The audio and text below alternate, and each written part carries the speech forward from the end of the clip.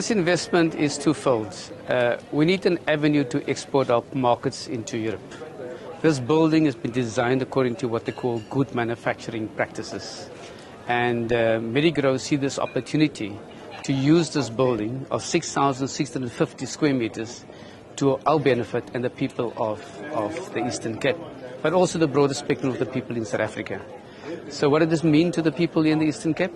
Is that they will be actively participate to us to uplift this economy in terms of what we call the Stango economy, the hemp industry, and the overall benefits of what we can get out of this particular plant. And this is the birthplace of this plant in the country.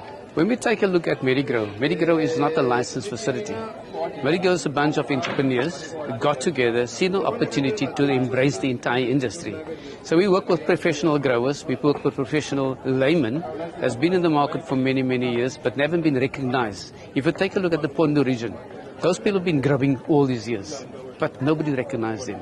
We see there's a massive potential for those growers to participate into the world market. What you understand is that the AGOA agreement that has been set down by our government and other governments across the world is to recognize what the person is doing it in same plain simple layman's terms in his backyard, right?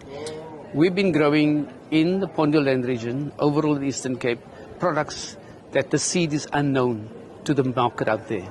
And we basically grow medical cannabis. We get seeds from overseas that is registered.